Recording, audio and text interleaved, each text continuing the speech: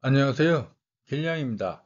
오늘은 좀 거시적인 얘기를 할까 합니다. 요즘 가면 갈수록 격화되고 있는 미중 패권 대결이 부동산 측면에서 봤을 때 서부 측에 어떤 영향을 끼칠 것인가? 그 얘기예요. 결론을 미리 말씀드리면 이 미중 패권 대결의 격화는 궁극적으로는 서부 측에 긍정적 영향을 끼칠 가능성이 높다.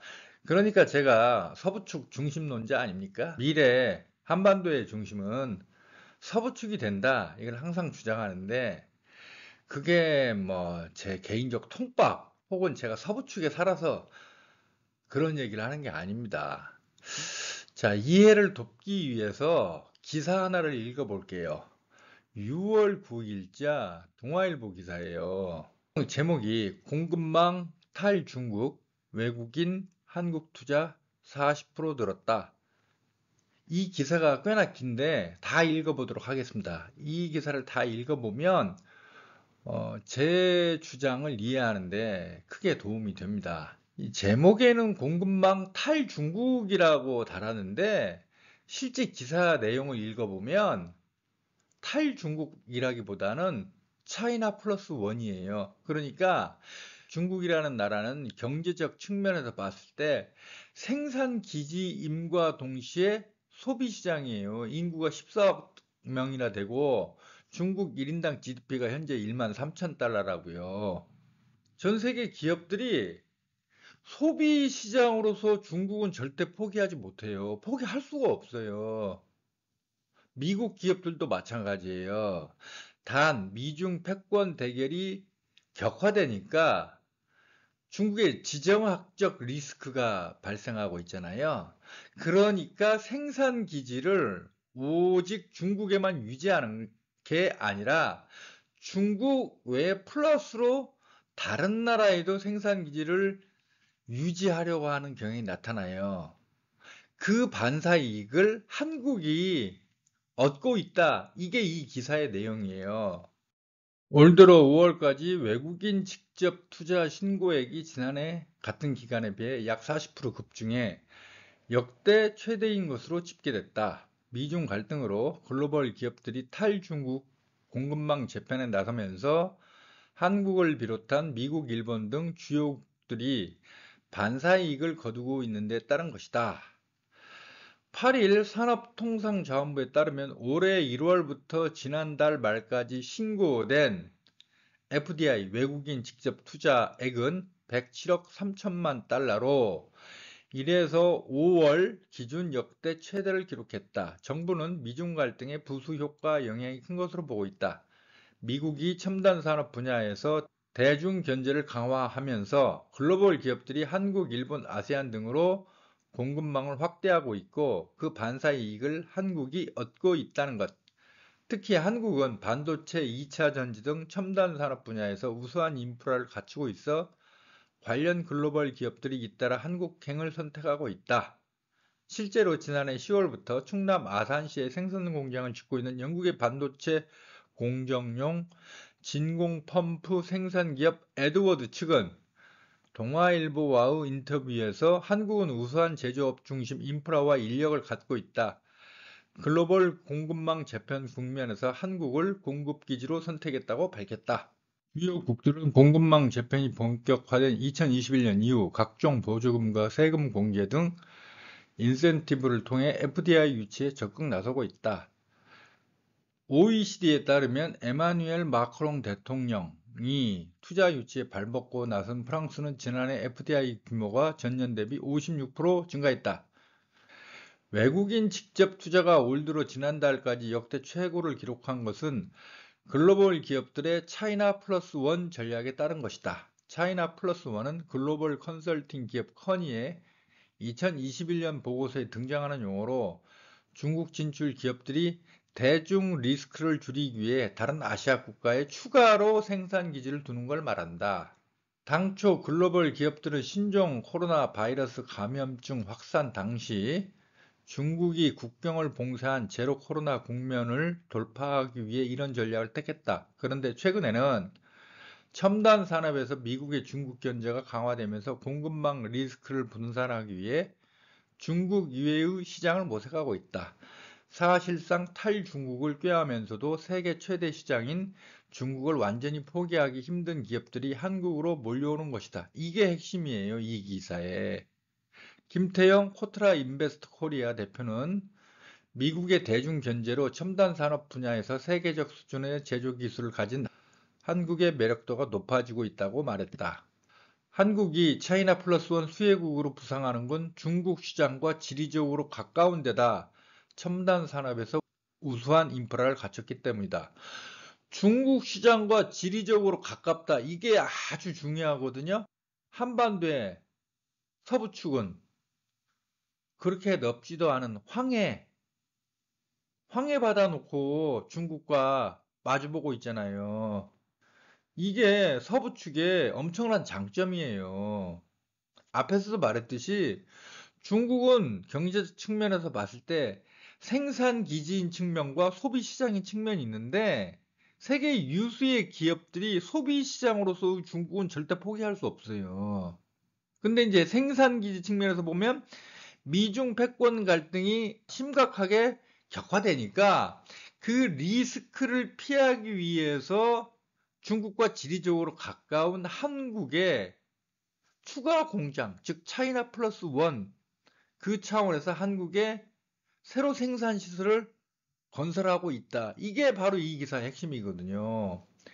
2년 전 울산에 수소 충전소를 세운 미국의 산업용 가스 생산 기업 에어 프로덕츠 측은 동아일보와 인터뷰에서 한국은 반도체 디스플레이 등 글로벌 공급망이 중심에 있는 핵심 산업에서 경쟁력을 갖추고 있는 데다 높은 위기 대응 능력을 갖고 있어 투자처로서 매력이 높다고 평가했다. 한국이 코로나19 확산 당시 글로벌 위기 국면에 효과적으로 대응한 점도 신뢰를 높이는 요인이다. 반도체 공정용 진공 펌프를 생산하는 영국 기업 에드워드 관계자는 지난 3년간 팬데믹으로 글로벌 공급망 위기가 닥쳤음에도 한국은 유연하게 대응해 투자처로서의 입지를 공고히 했다고 평가했다. 최근 국내 FDI는 고용 창출 등 경제 효과가 높은 시설 투자 중심으로 이루어지고 있다. 해외 기업이 생산 시설 등을 직접 설립하는 그린필드 투자는 올 1월에서 5월 90억 8,500만 달러로 전체 FDI의 84.7%를 차지했다. 이는 지난해 같은 기간에 비해 61.7% 늘어난 규모다. 미국 인플레이션 감축법의 영향을 받는 중국 배터리 소재 기업들도 합작 방식의 한국 투자를 늘리고 있다. 과거에는 한국 배터리 기업들이 중국 현지에 합작 법인을 설립하는 등 대규모 생산시설 투자를 벌였는데 그 반대 현상이 벌어지고 있는 것이다. IRA 세부 지침에 따르면 배터리 광물 가공 기업은 미국 또는 미국과 FTA를 맺은 국가에서 40% 이상의 광물을 조달해야 세액 공제를 받을 수 있다. 이에 따라 세계 최대 코발트 채굴 업체인 중국의 화유 코발트는 지난달 포스코 퓨처엠과 합작사를 설립하기로 했다. 총 1조 2천억 원을 투자해 경북 포항시 블루베리 산단에 전구체 생산 라인을 구축할 예정이다. 앞서 올 3월 중국 전구체 생산기업 거린메이도 SK온 에코프로머티리얼즈와 손잡고 1조 2,100억 원을 투자해 전북 군산시 새만금 산업단지에 전구체 생산 공장을 짓기로 했다. 자, 요즘 새만금이 엄청 뜨고 있습니다.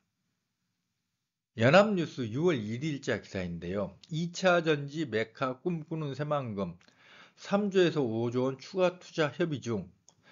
이 기사 내용을 요약해 보면요.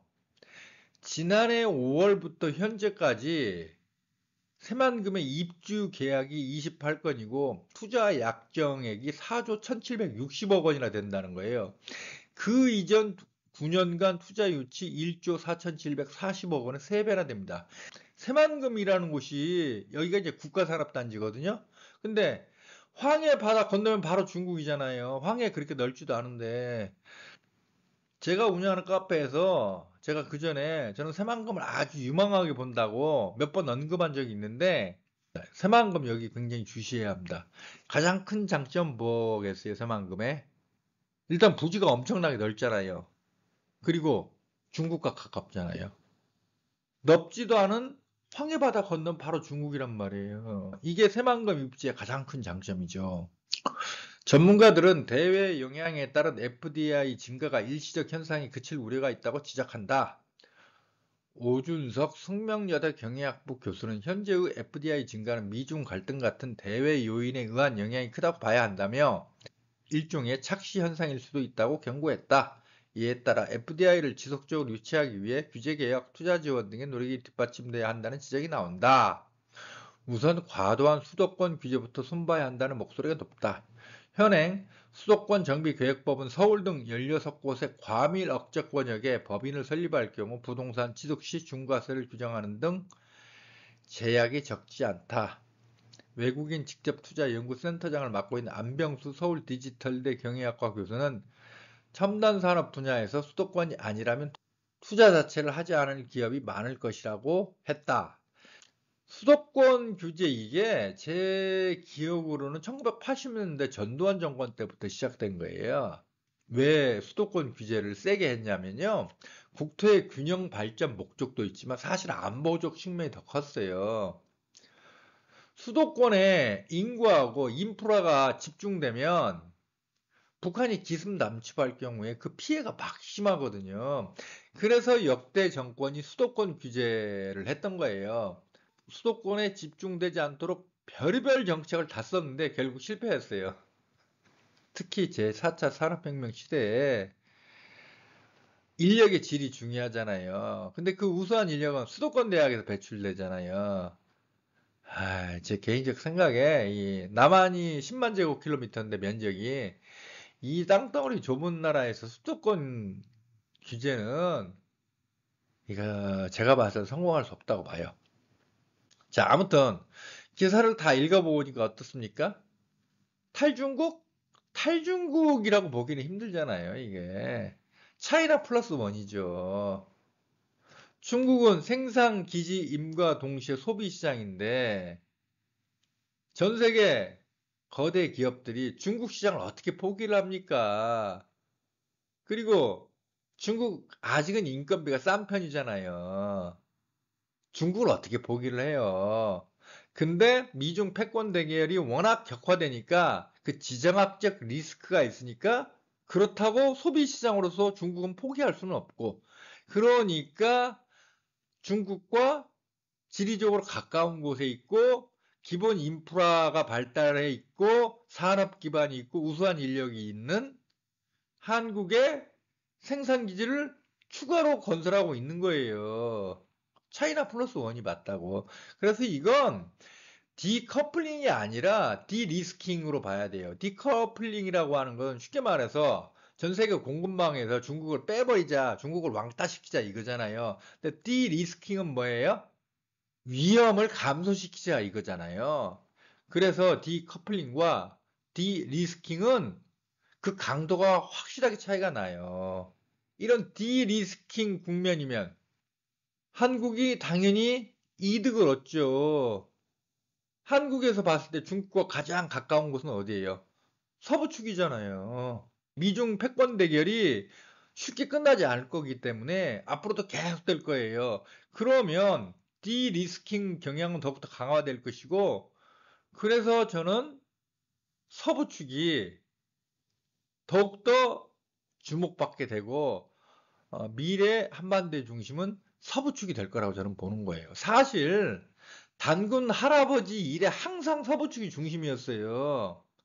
우리나라 경부축이 중심이 된 건 1910년 한일합방 때부터 쳐도 겨우 100년 정도밖에 안 된 사건이에요. 한민족 역사 5천년에서 항상 서부축이 중심이었어요. 경부축이 중심이 된 건 최근 100년간의 지극히 일시적인 사건에 불과한 거예요. 자, 미국, 중국 패권 대결이 심화되면서 미국 정부가 정말 중국 때리기를 굉장히 심하게 하고 있잖아요. 근데 미국 기업가들은 따로 놀고 있어요. 3년 만에 중국 찾은 테슬라 CEO 일론 머스크, 미국 정부와 엇박자 지속, 디커플링 반대. 일론 머스크 테슬라 CEO가 중국 외교수장을 만나 중국에 대한 미국의 디커플링 탈동조화에 대해 반대한다는 뜻을 명확히 했다. 테슬라는 미국 정부가 자국 기업들에게 탈중국을 요구하는 상황에서도 중국 내 전기차 생산량을 늘리고 새 공장 건설 계획까지 내놓는 등 중국 친화적 입장을 유지하고 있다. 중국이 테슬라의 최대 생산 기지이자 최대 매출처라는 점을 고려한 행보로 보인다.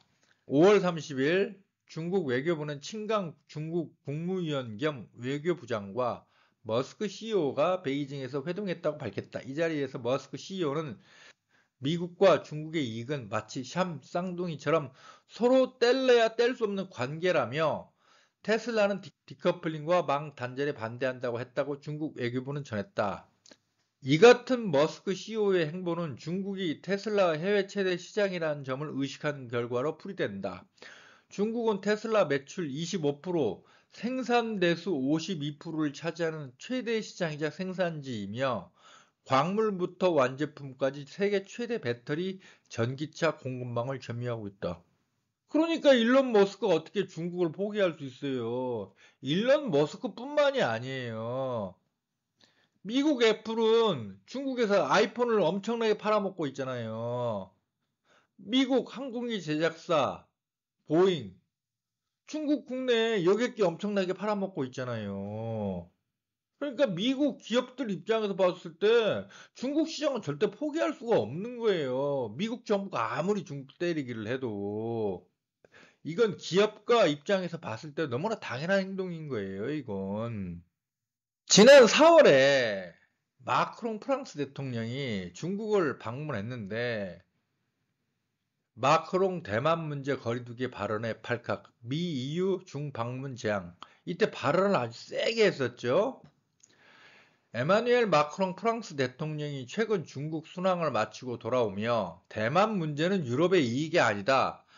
프랑스는 강대국들의 속국이 될 수는 없다는 취지로 발언한 것을 두고 파장이 일고 있다.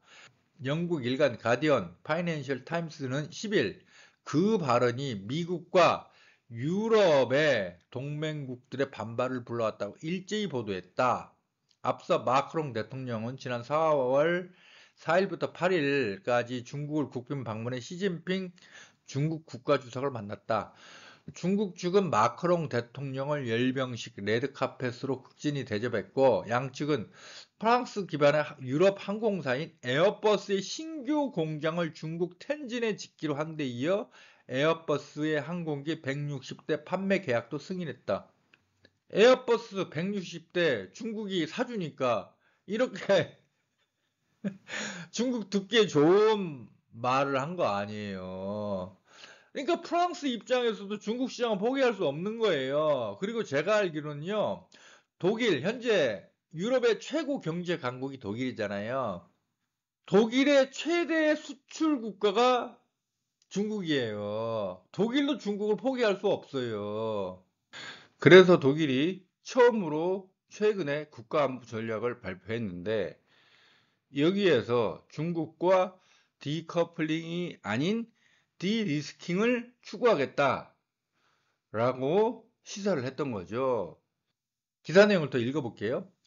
이어 9일 귀국길에 오른 마크롱 대통령은 공군 1호기에서 자국 기자들과 만나 인터뷰했다. 그는 이 자리에서 패닉에 빠진 나머지 우리는 미국의 추종자라고 스스로 믿게 되는 역설이 생길 수 있다면서 유럽인들은 대만의 위기 고조가 우리의 이익인가에 답할 필요가 있다. 정답은 아니다라고 덧붙였다.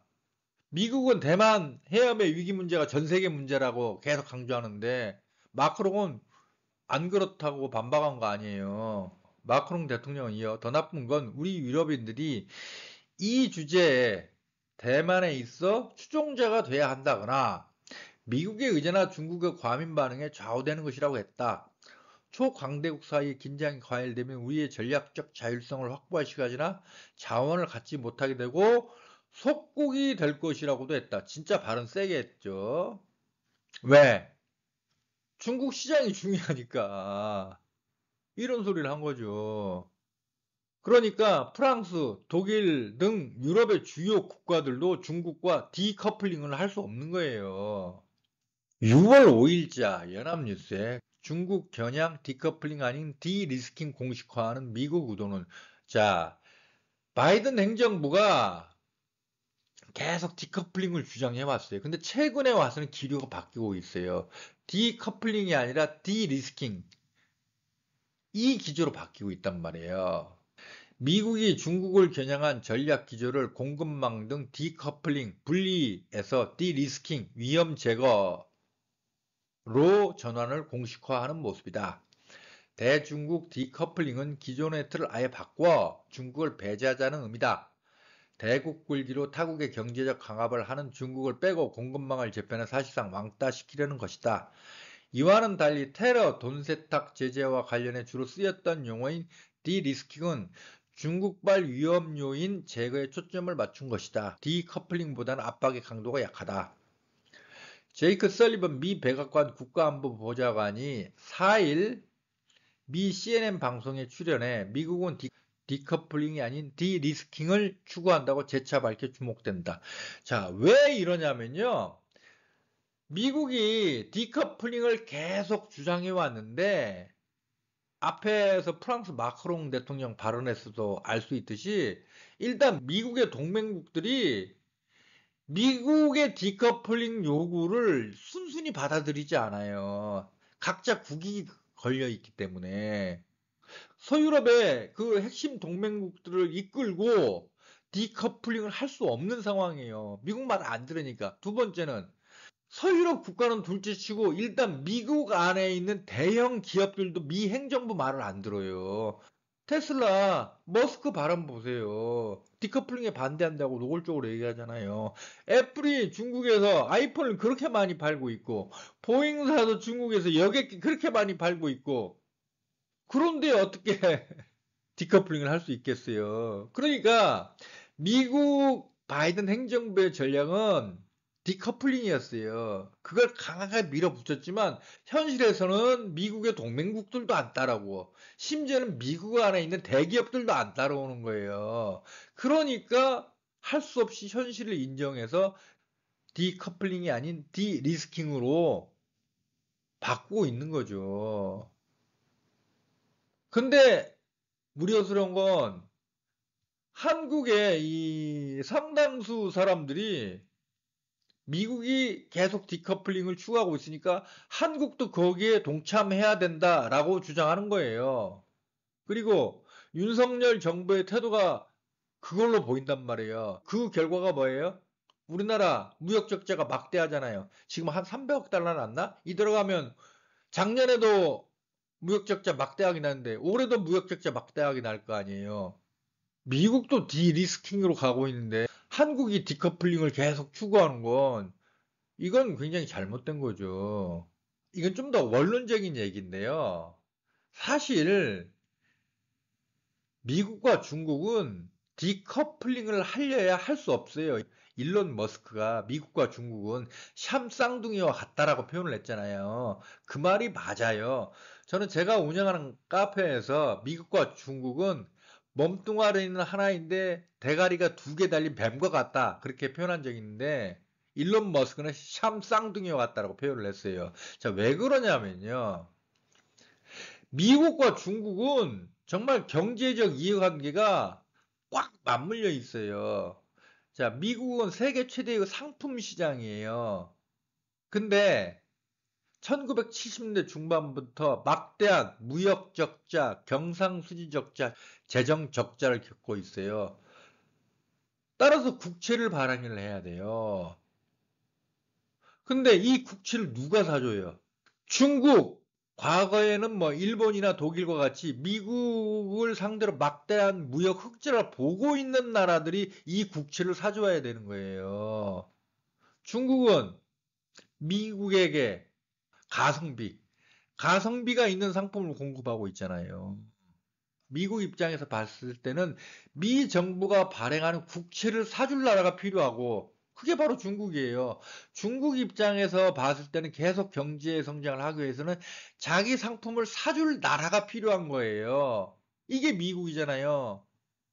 중국 제품을 사줄 나라가 미국과 서유럽이잖아요. 그러니까 중국과 미국은 현재 서로 뭐 죽일 듯이 전쟁이라도 벌일 것처럼 으르렁대고 있지만 사실 본질적으로는 너무 이해관계가 딱딱 맞아 들어가기 때문에 일론 머스크 말대로 샴쌍둥이이기 때문에 제 표현에 따르면 몸뚱아리는 하나인데 대가리는 두 개인 뱀과 같기 때문에 겉으로야 죽도록 싸우고 내일이라도 당장 전쟁이 터질 것처럼 전쟁을 할 것처럼 으르렁대지만 결국은 한 배 타고 갈 사람들이에요. 중국과 미국은 저는 이런 관계라고 봐요. 아마 미국이 디리스킹 이렇게 태도를 바꾼 또 하나의 이유는 내년 11월 대선 때문이기도 할 거예요. 계속 이런 식으로 디커플링 계속 추진하면 미국 경제가 더욱더 안 좋거든요, 지금. 바이든 재선에 빨간불이 켜지잖아요. 아마 그 탓도 있을 거예요. 인터넷 댓글 등을 보면 한국이 중국 시장을 포기하는 걸 별거 아닌 것처럼 생각하는 사람들이 의외로 많은데 지난 20년간 한국 전체 무역 흑자의 80%가 중국과의 교역에서 발생한 겁니다. 중국 시장 포기하면 한국은 어디서 무역 흑자를 내요? 오늘 동영상의 결론을 말씀드리겠습니다. 현재 미중 패권 대결이 심각한 상태죠. 그리고 가면 갈수록 두 나라 사이에 거친 언사가 오고 가고 있어요. 근데 이런 미중 패권 대결 때문에 되레 차이나 플러스 원 이 경향이 강해지고 있어요. 그것의 가장 큰 수혜지가 한국이에요, 한국. 한국은 일단 지리적으로 중국과 가깝잖아요. 그 다음에 제조업 능력, 산업 능력이 발달돼 있고, 기본 인프라가 충실하고, 인력의 질이 우수하니까. 자, 그러면 한국 가운데서도 어디가 더 혜택을 많이 보겠어요? 서부축이죠. 서부축이야말로 황해바다, 이 넓지도 않은데, 이 황해바다 건너기만 하면 바로 중국이니까. 그리고 뭐 이 얘기까지 하면 동영상이 너무 길어지는데, 언론들 그리고 뭐 유튜버들 보면 뭐 미중이 미국과 중국이 군사 충돌을 하면 누가 이기니 결과가 어떻게 되니 자꾸 그런 소리 하는데 미국과 중국은요 절대 직접 군사적 충돌을 하지 않아요. 제가 볼 때는 왜? 두 나라가 직접 군사 충돌하면 핵전쟁으로 번져요. 두 나라가 핵무기 보유국이잖아요. 대만 해협에서 대리전쟁, 그러니까 미국이 대만 뭐 민진당 정권, 그다음에 일본, 혹시 또 한국까지 꼬셔가지고 대만 해협에서 대리 전쟁을 벌일지는 모르겠지만 직접 군사적 충돌을 할 수 없어요. 두 나라가 공멸하기 때문에. 근데 솔직히 저는 이 대만 해협에서의 전쟁 가능성을 그렇게 높게 보지 않아요. 왜냐하면 방금 앞에서 설명했듯이 미국은 막대한 재정 적자, 경상수지 적자 때문에 국채를 사줄 나라가 필요해요. 누구? 중국. 중국이 국채를 사줘야 되지. 그 다음에 중국 입장에서는 경제 성장을 계속하기 위해서는 자기 상품을 팔아먹을 시장이 필요해요. 어디에요? 미국과 서유럽. 그래서 일론 머스크 말이 맞다니까요. 둘은 샴쌍둥이라니까. 둘의 이익은 꽉 맞물려 있어요. 그래서 겉으로는 죽도록 싸우는 것처럼 보이지만 진짜 저 깊게 밑바닥까지 내려가면 두 나라는 한 배를 타고 갈 나라입니다. 그래서 이런 국제 정세 때문에 차이나 플러스 원 전략이 탄생했고 그것의 혜택을 지금 한국이 슬슬 보고 있어요. 근데 가장 큰 이익은 당연히 중국과 가장 가까운 중국과 마주보고 있는 서부 축이 된다는 거죠. 그리고 제가 여러 번 말씀드렸지만 원래 단군 할아버지 이래 한반도의 중심은 서부축이었어요. 경부축이 중심이 된 건 1910년 한일 합방 때부터 계산해도 100년 정도밖에 안 된 사건이에요. 특히 이제 남북 분단 때문에 남북이 분단되고 1960년대, 70년대 한국이 경제 발전을 할때 그 미국, 일본과의 교역 관계가 중요했기 때문에 경부축이 중심이 된 거죠. 하지만 현재는 한국과 중국의 교역 액수가 한국과 미국, 일본의 교역 액수를 합친 것보다 더 커요. 베트남도 한국의 교역 상대국으로 급부상하고 있고. 자, 이런 것 등을 다 보면 미래에 서부 측이 중심이 될 수밖에 없다고 저는 생각합니다. 그리고 좀 더 거시적으로 말씀을 드리면 이 한반도라는 곳은 대륙 세력과 해양 세력이 부닥치는 곳이에요. 대륙 세력은 뭐 중국, 러시아, 뭐 인도 등을 말하는 거고, 해양 세력은 미국, 서유럽, 일본 등이죠. 그래서 한반도는 대륙 세력과 해양 세력이 부닥치는 곳이기 때문에 원래는 고래 싸움에 새우등 터지기 딱 좋은 위치예요. 근데 한국이 이제 나름대로 뭐 국력이 신장돼서 해외에서는 한국을 준열강, 심지어는 열강이라고 생각하는 전문가도 있다고 하더라고요. 그다음에 막 K-팝 등이 세계에서 위세를 떨치는 데서 알 수 있듯이 한국 국력이 성장해 가지고 이제 고래 싸움에 새우등 터지는 그런 양상이 아니라 이 대륙 세력과 해양 세력 딱 중간에 있다는 이 장점을 살려서 두 세력의 경제 교류의 핵심 지역이 돼가고 있다. 저는 그렇게 봅니다. 특히 남북 통일이 되면 이건 너무나 확실한 거예요. 이 한반도라는 위치가 과거에는 정말 강대국들 틈바구니에 끼어가지고 얻어 터지기 좋은 위치였지만 지금은 그리고 미래는 사정이 달라졌다. 그리고 그렇게 되면 한반도는 대륙 세력과 해양 세력 중간에 위치해서 서로를 매개하는 아주 핵심 지역이 돼가고 있다. 그러면 당연히 서부 측이 중심이 될 수밖에 없다. 이게 바로 제 생각입니다.